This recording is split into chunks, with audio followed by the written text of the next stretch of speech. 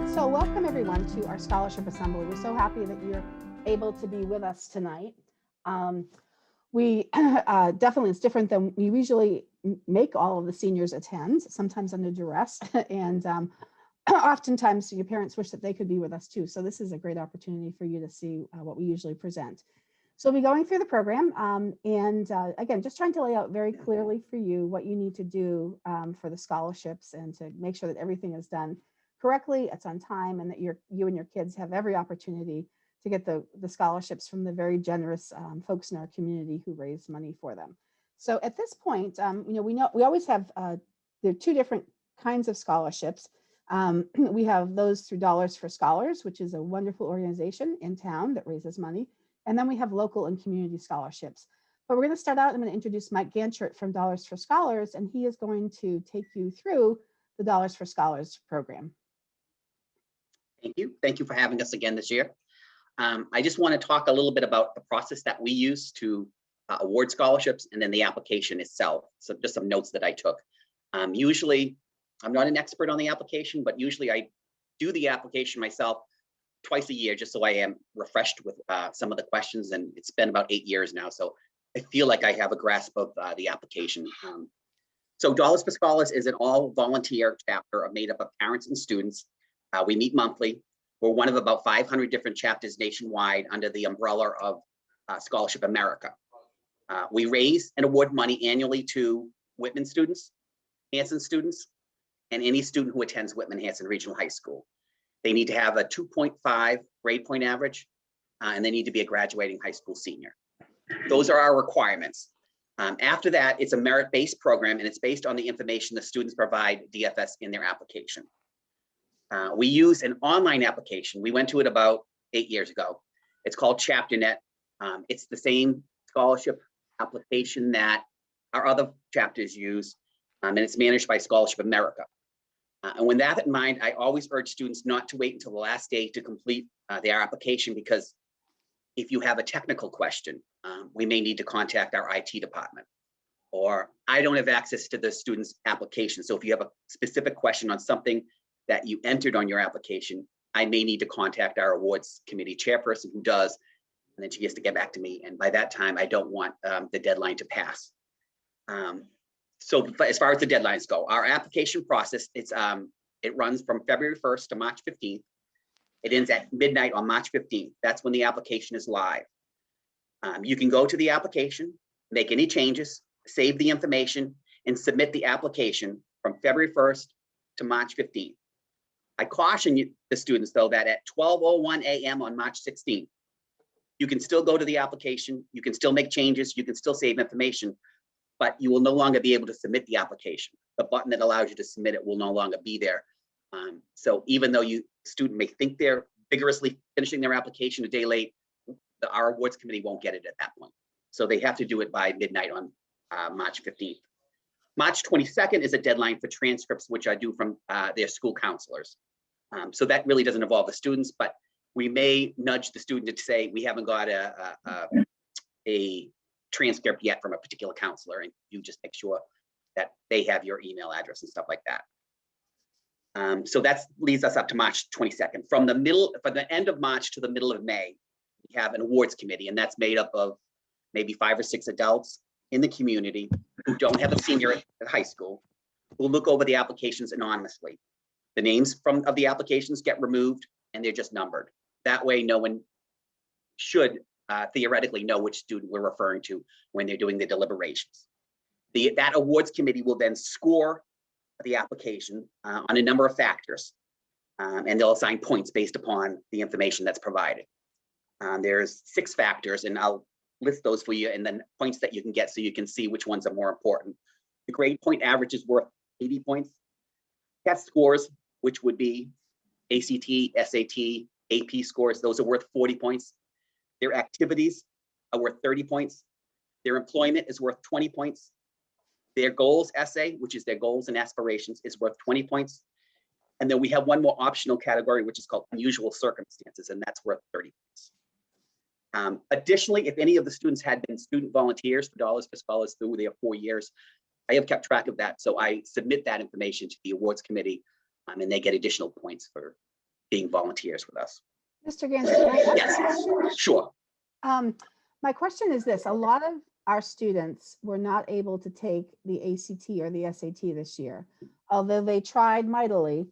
Many times their testing sites were canceled time and time again. Mhm. So we have seniors that, despite their best efforts, have not been able to take an SAT or an ACT. How will that be handled? They will still receive points, but what we end up doing is we have to go with something. So we extrapolate their grade point average and give them points based upon their grade point average because we have nothing else to go by. Otherwise, they would get 0, and nobody wants them to get a 0. Okay, great. Thanks. No problem. After the applications have been scored and totaled, the applicants then get ranked highest point total to lowest point total. Then, starting with the top applicant, scholarships are matched to each student. And I make this disclaimer: we aim to give a scholarship to each qualified applicant. That used to be possible. However, it's been 4 or 5 years since that was possible. Our applicant pool has doubled from what used to be 75 or 80 applicants is now up to about 150 applicants. So the money doesn't go as far now as it used to. But we still go in with that idea that we're going to try to give some kind of a scholarship award to each person that applies for scholarship with us. Once the awards committee has determined who is getting which scholarships, we, DFS, will mail out letters to the applicant's home. It's usually towards the end of May, the 3rd week in May, probably, inviting them to awards night. And awards night this year is scheduled, as of right now, for June 2nd, 2021.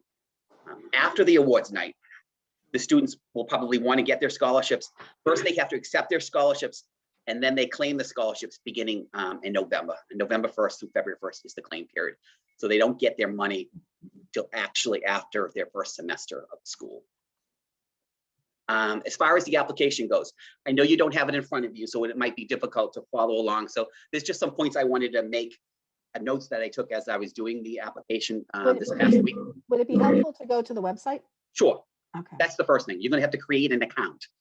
The student will have to. So they need to go to our website, which is whitmanenhancing.dollarsforscholars.org.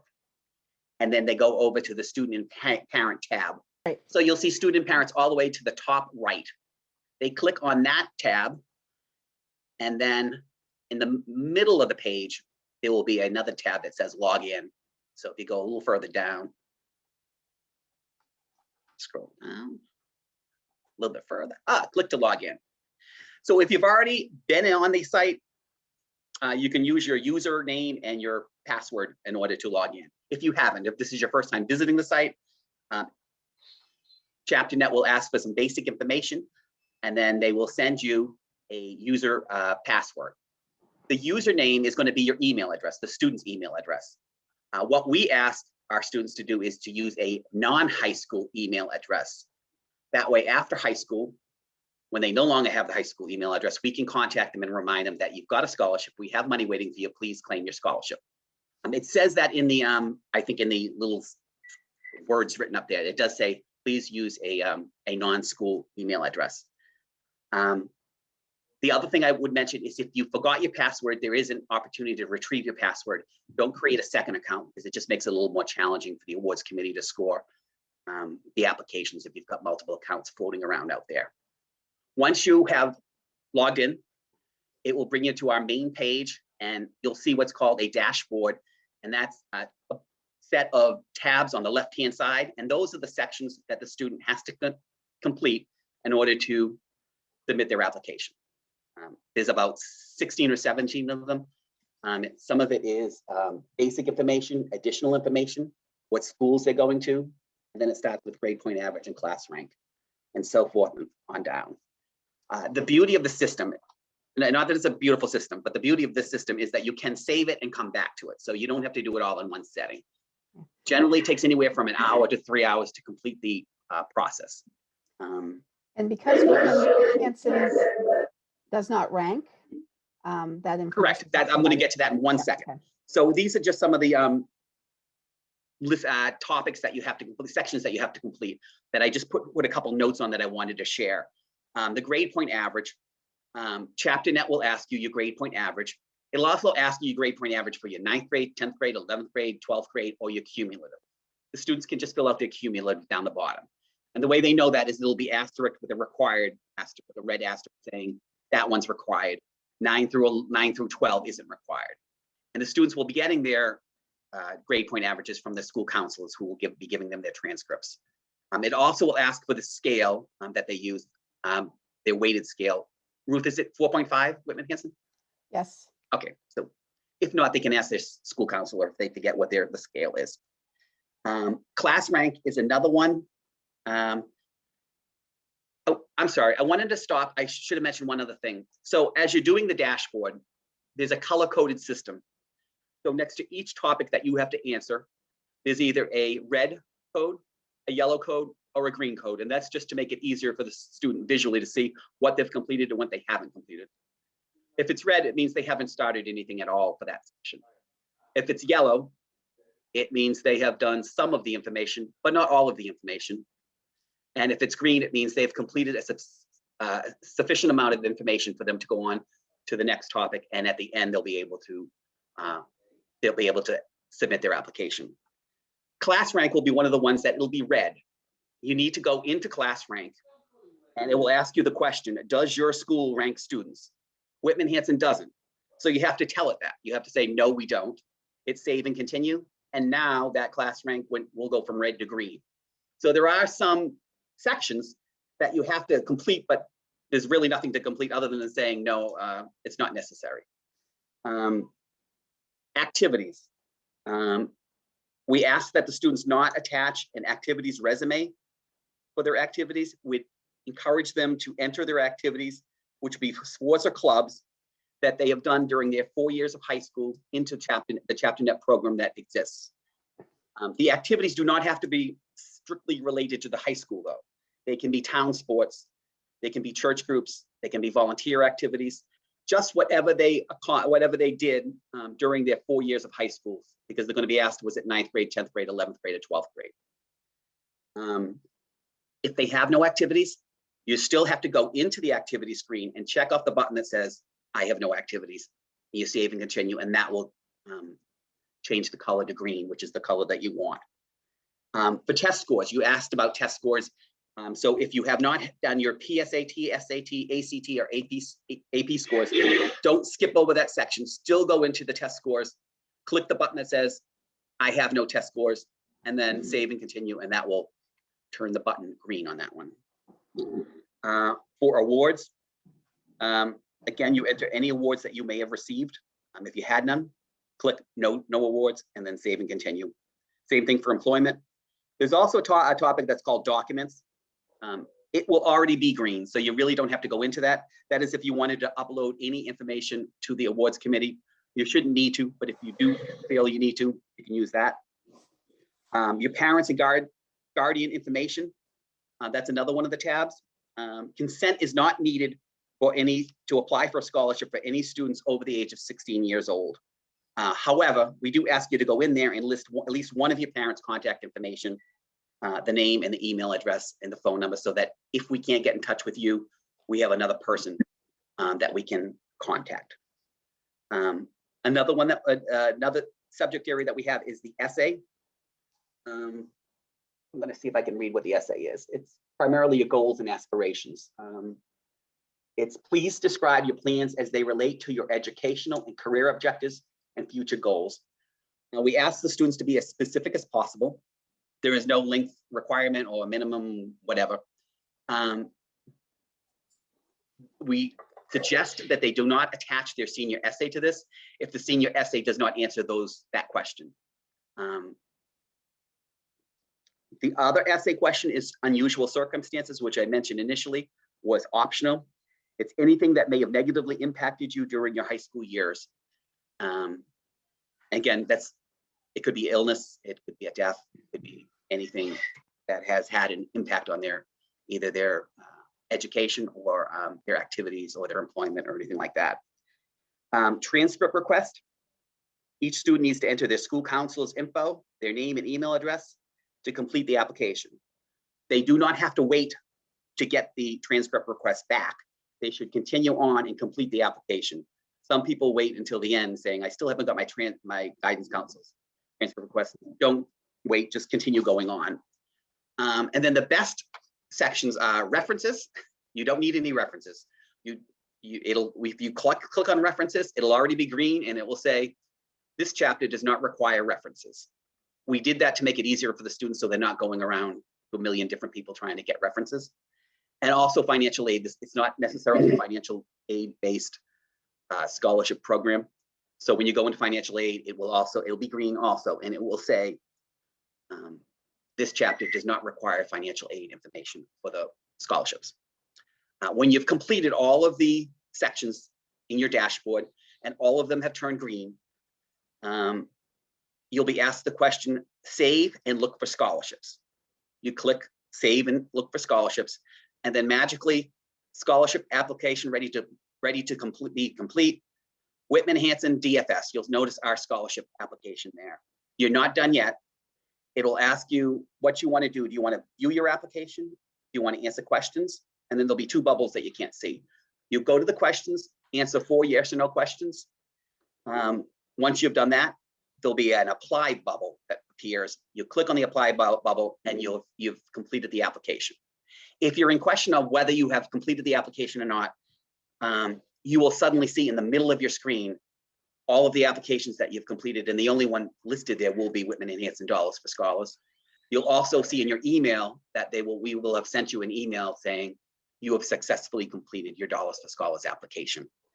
And I think that's it for the process. It's hard to follow when you don't have something in front of you, so I apologize for that. It's an online application, so we really don't have paper for you to look at. But hopefully I touched on some of the questions or some of the issues that students have had over the last 10 or 15 years. Mr. Gancher, one of the questions was, how will the committee know the student was unable to take the SATs if it is just left blank? It won't be left blank. The student should have checked off the button. I have not taken in that. I have not done the SAT. Okay. If they left it blank and they didn't go to the SAT portion, they wouldn't be able to apply for the scholarship because that particular tab would stay red and you need to complete, all of the tabs have to turn green in order to continue on and apply. Great. So just to kind of recap, the email address, the web address is on the bottom of this slide. And for those of you who joined after we started, we will be sending out a copy of this PowerPoint, a one-page flyer from the high school, and a flyer from Dollars for Scholars to you tomorrow. And we'll also be posting them in the Google Classroom for the seniors. And again, the recording of this, it may take a few days, but it will be up on the website and also posted in the classroom. So this is a great opportunity it's one application to apply for a lot of different scholarships. And I'm always so impressed with Dollars for Scholars. What was the amount last year, Mr. Gancher, that you gave out? It was over 134, and then a little bit extra. And the year before was 135. Yeah. Obviously, fundraising has been affected this year with the pandemic. So we're just trying to do as best we can. We won't know anywhere what our figure will be until at least May. So. Okay, great. But thanks. Really appreciate all the work that you and your committee do.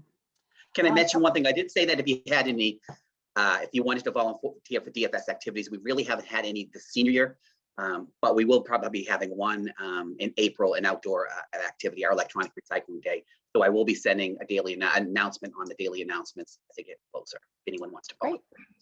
Thank you. Great, thank you. Okay, so now we're going to move over to the local and community scholarships. There is a section on Dollars for Scholars that asks for the counselor email addresses.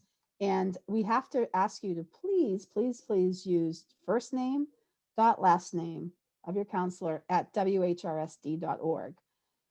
There are lots of different iterations for the emails at Whitman Hanson. You can put in last name dot first name dot last name. You can use the whrhs.k12.ma.us. And what ends up happening is if you use those things, your counselor doesn't get your email. So we don't know that you need your transcript uploaded. So please, when you are doing your DFS application, use the counselor email of the first name dot last name at whrsd.org. Also, please make sure that you spell our names correctly because if you don't, those emails won't make it to us either. So again, just if you can do that, that'll make it less stressful for you and for your school counselor. All right, so for the local and community scholarships, These are available through the school counseling office. However, we do not, we don't make those decisions. The scholarships come in or actually go to the local scholarship committees and they make the decisions.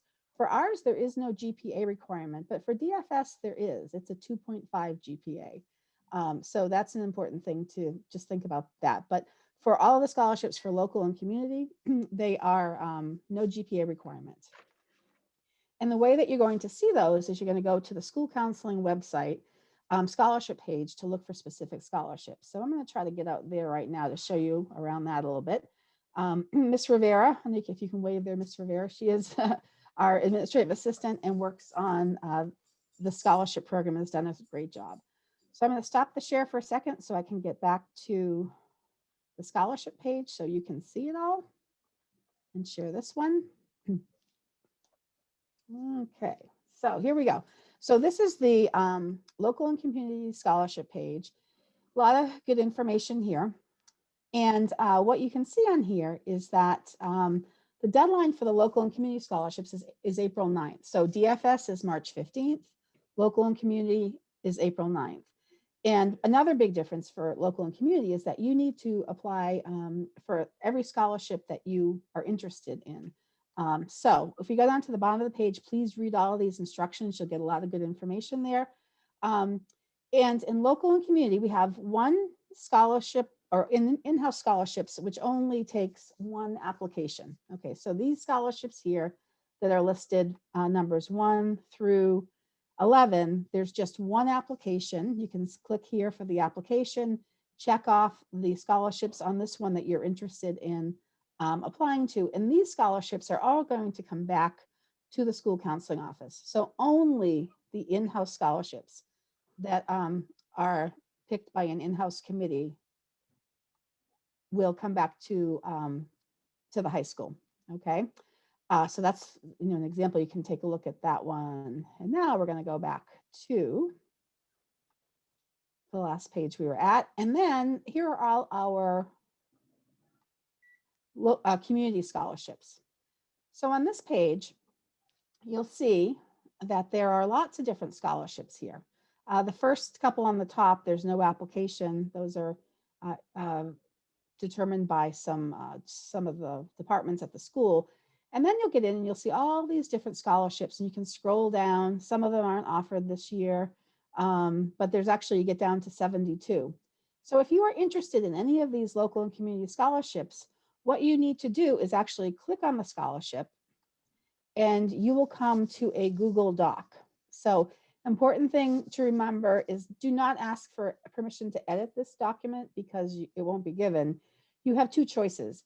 You can either download, and the kids are great with Google Docs because they use them all the time in school. So they can either download a copy of it and then fill it out, or they can actually download a paper copy and then fill it out by hand if they choose to. So for this one, this is the Kristen Finn Memorial Scholarship. As you know, Kristen was a teacher at our school who we lost very tragically this year. So this is an example. They're going to be giving away 2 $1,000 scholarships. And if you had her in class, you're going to fill this out and you're going to send it, and you're going to send it to Caitlin Finn at this address. And you want to make sure that it's sent to them by April 9th. I would suggest that you plan to get it there by April 9th. It's up to the committees how late they will take them. But this is a change from last year. In the past, all of the scholarships came into the school counseling office. The committees picked them up and took it from there. But due to COVID and due to some problems that we ran into last year, we've changed this policy. And now, with the exception of those in-house scholarships, you as a student are required to actually complete each application, make sure it's complete, and get it to the scholarship committee. Most of them are by mail with mailing addresses, but there are a couple, like I think there's one down here, the Hoops Scholarship. Let me look, just find that quickly. Okay, here we are, the Whitman Hanson Hoop Sportsmanship Award. This scholarship, you can see when it comes up, is they're going to award 4 at $250, and they're actually asking you to email it. So I think there are 2 scholarships that require you to email it. The rest of these local and community are going to be mailed. Okay, so just an important distinction from this year. So I am going to stop oops, the share, and I'm going to go back to our PowerPoint for a second.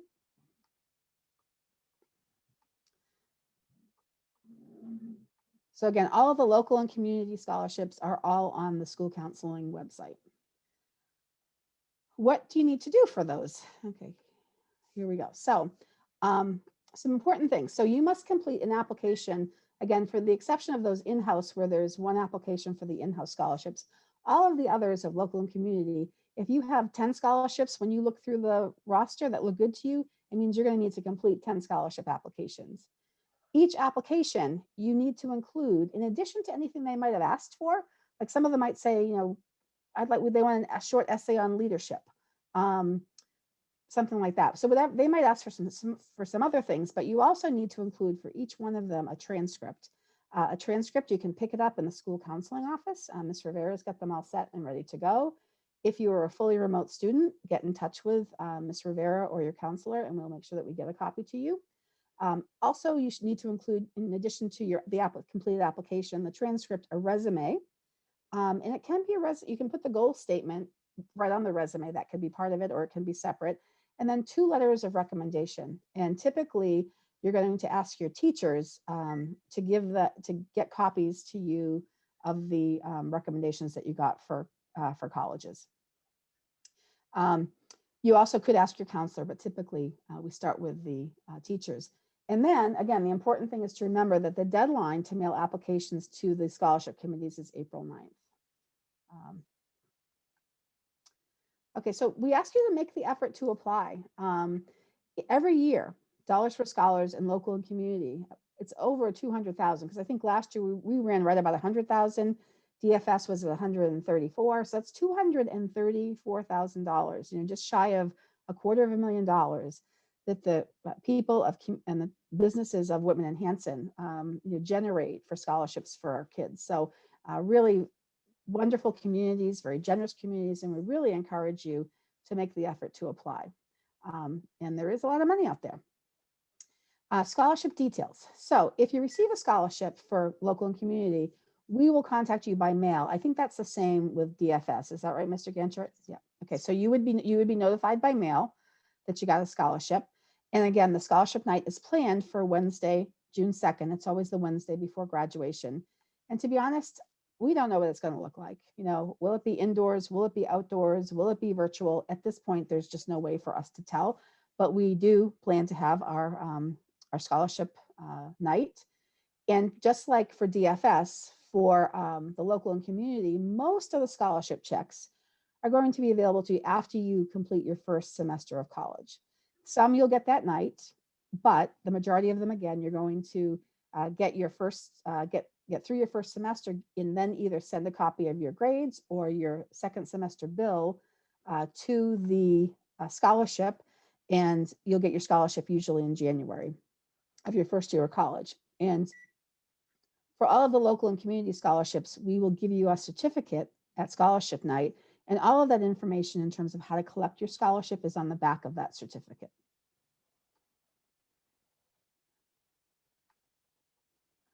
Okay.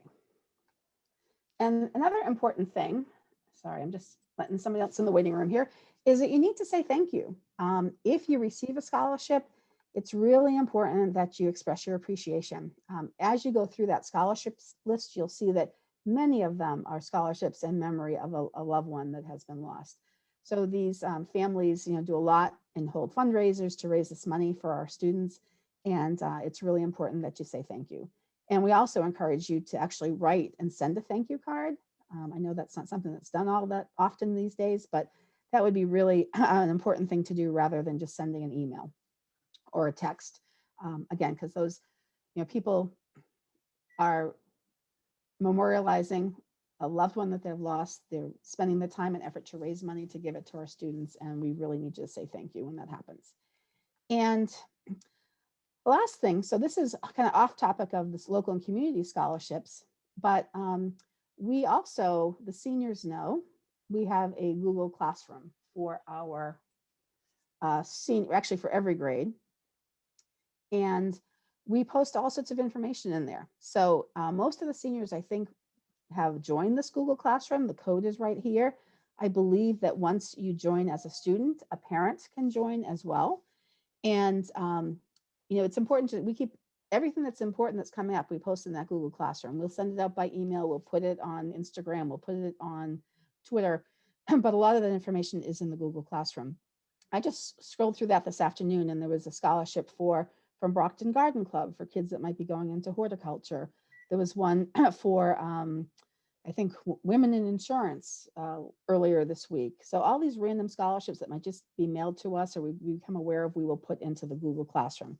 So make sure that you're checking there as well. Okay, so if you have questions, we're happy to take some questions now. And again, you can either put them in the chat and I don't know, Ms. Rivera or Mr. Amato, if you want to read any questions in the chat, we can answer those now. And then Ms. Rivera, again, is our contact in the school counseling office if you have a question. You're always welcome to talk to your counselor as well, but she's been spending a lot of time learning a lot about scholarships her first time through. So, all right, so at this point, what questions might we have? There's one, Ruth, is there a charge for the transcripts? No, nope. I think, Megan, do you have them all printed out and ready to go? I do. They will be ready tomorrow. Tomorrow. Okay. So your students can. Yep. Anytime the students want to come in, I will have them ready for them. Okay. Printed out. Yep. So cohort B kids tomorrow, early next week, cohort A students. And again, if you are fully remote, get in touch with Ms. Rivera or your counselor, and we will make sure that we get you a copy to you. And there's another question. Are scholarships made out to college or student? I think it depends on the scholarship. What about DFS, Mr. Ganchert? They're made out to the college. For the college, okay.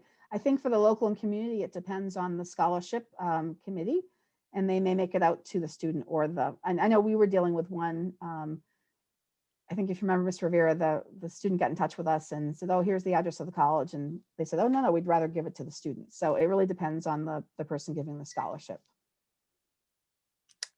And another question we have, can scholarships be deferred for 1 year if we take a gap year? I'm not sure about DFS, but I'm thinking local and community, that would be up to you to communicate with that scholarship committee and see if they will do that for you. I can answer the DFS portion. So you claim your scholarship between November 1st and February 1st. During that period, if you wish to defer, that's when you would contact during that period. You can defer it up to 2 years. So you can defer it 1 year. Then during the claim period, the next year, if you wanted to defer it a second year, you could do that as well. Okay, so it looks like yes for DFS, and it would depend on the scholarship committee and what answer they gave you when you asked them for the local and community.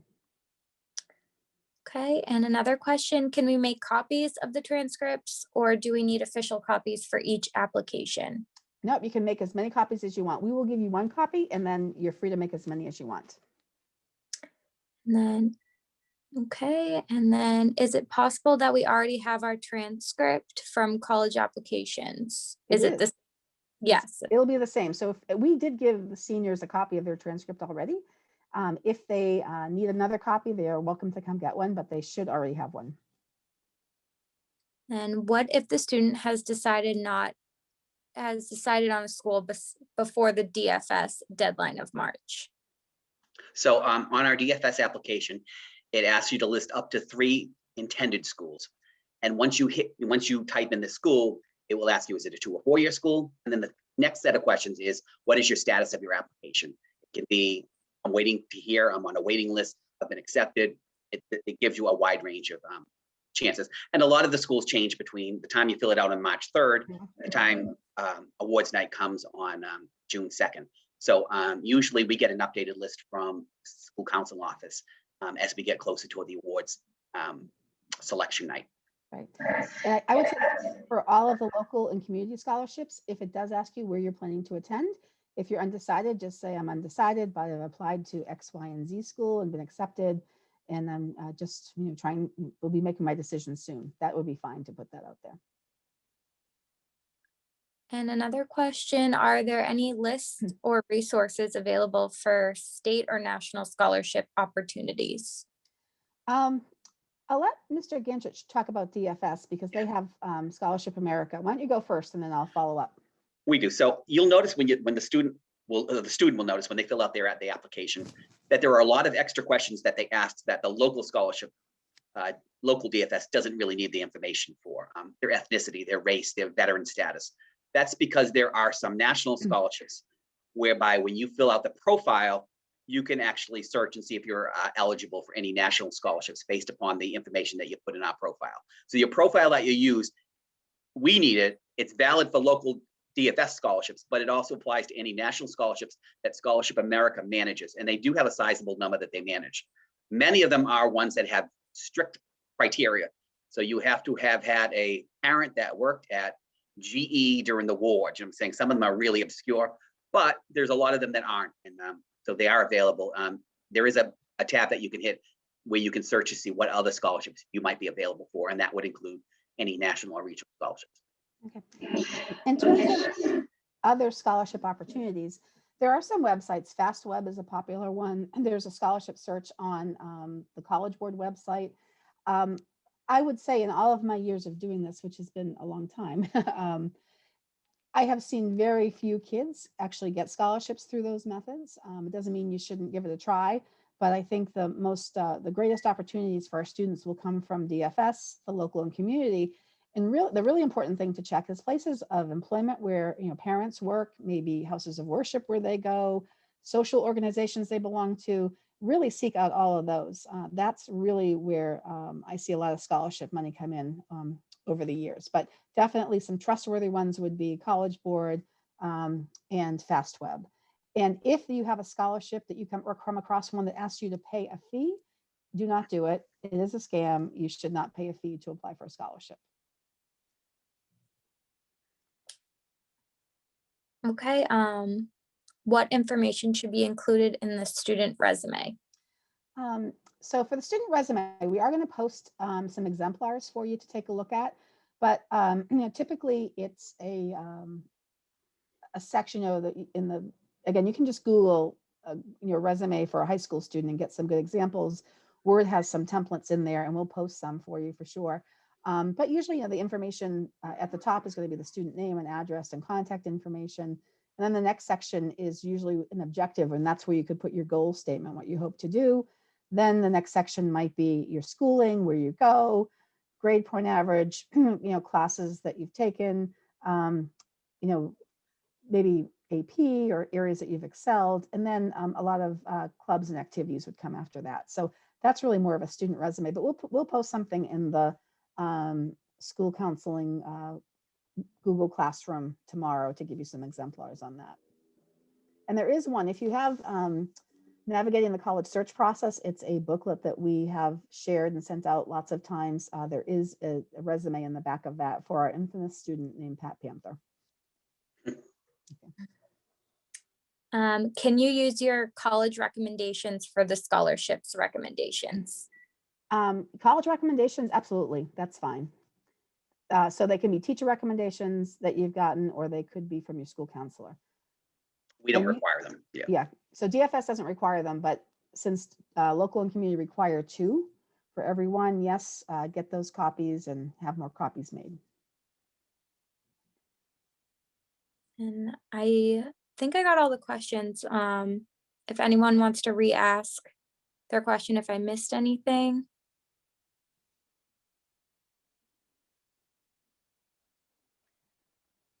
Can I mention one thing about the weighted GPA score versus the unweighted GPA score?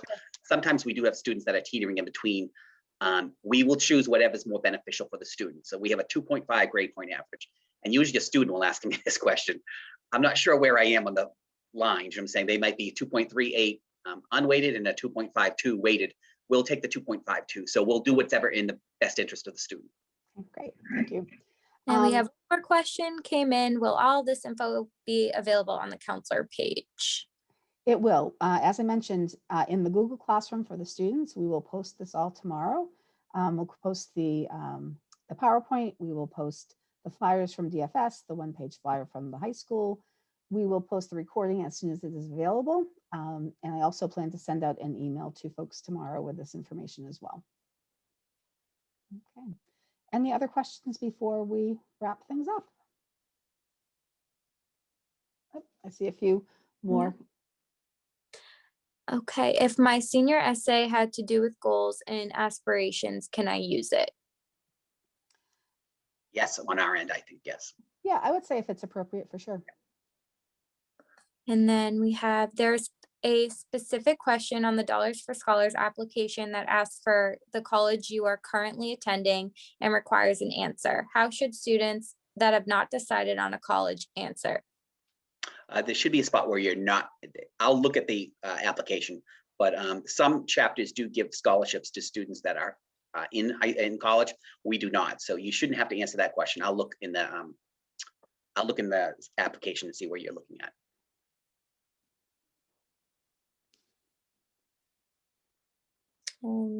Just a bunch of thank yous. Okay. All right, everybody. So we're going to wrap this up. And again, if you can still time to get one last question if you want. But just remember, even once this meeting is over, we are always here for you. You're welcome to reach out to Mr. Ganchert. You're welcome to reach out to Ms. Rivera, me, or any of the school counselors. Mr. Ganchert, what's the best way for folks to reach you if they have a question? They'll get it. I gave my email address on the flyer that they'll be getting, but it's Okay. michaelgans@yahoo.com. So half my last name. Great. But they'll get it on that sheet that I'm. They will. Okay. And we'll get make that all available to you tomorrow. Another question, did you say Whitman-Hanson uses a weighted GPA? Whitman-Hanson has, on our transcripts, we list both the weighted and the unweighted GPA. So they're both there. Dollars for Scholars allows you to use the weighted GPA. That's what we start with, was the weighted one. And then if that, for some reason, isn't a 2.5, we'll look the unweighted. Usually the weighted is higher though. Do kids have to reapply each year for the scholarship they originally received? I can tell you for local and community, these are only open to high school seniors. So unfortunately, it's a one-time opportunity. And we do not have any renewable scholarships yet. It's something we're looking to in the future.